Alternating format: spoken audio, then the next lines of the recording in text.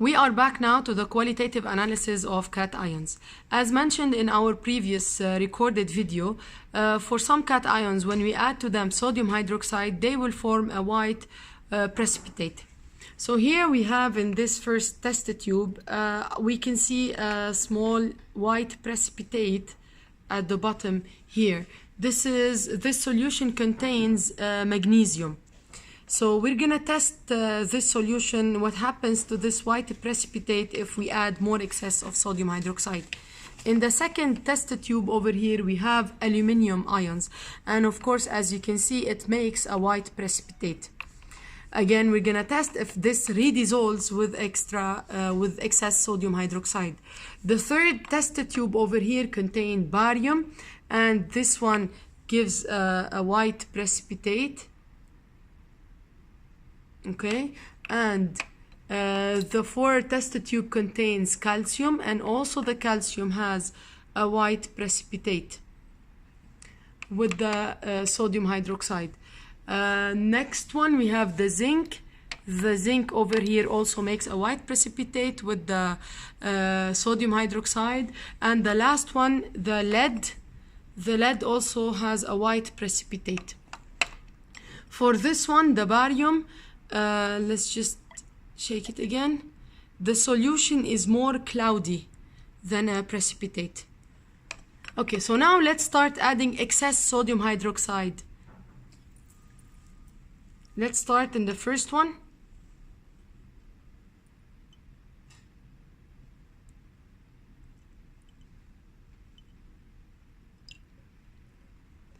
The first one that contains magnesium, as you can see, it gets more like a gelatin, so it did not redissolve. For the second one, the aluminium, upon adding excess sodium hydroxide,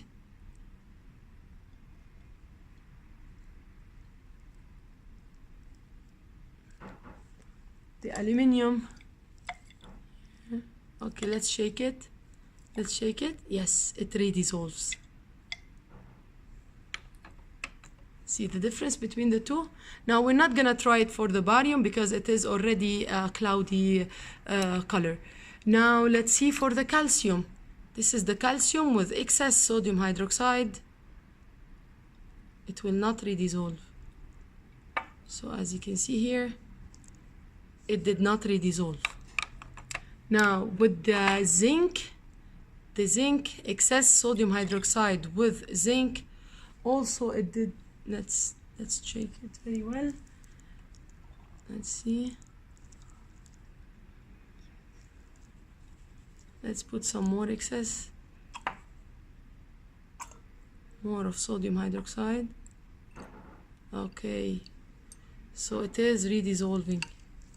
Of course, if I shake it more, it will redissolve. It might take some time. If I heat it, it will show clearly.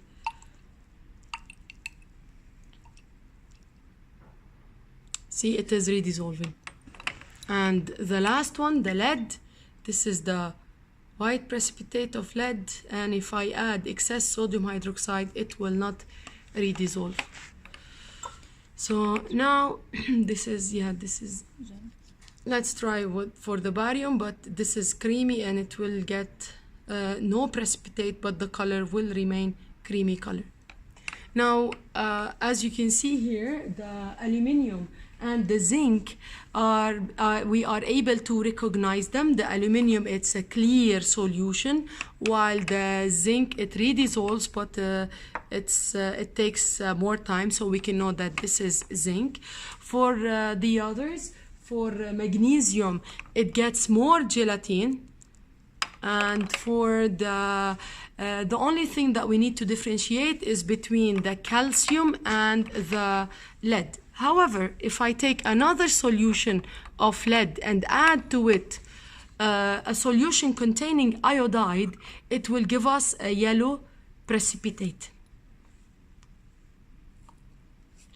And like this, we can recognize, we can identify between the lead and the calcium. Okay, thank you.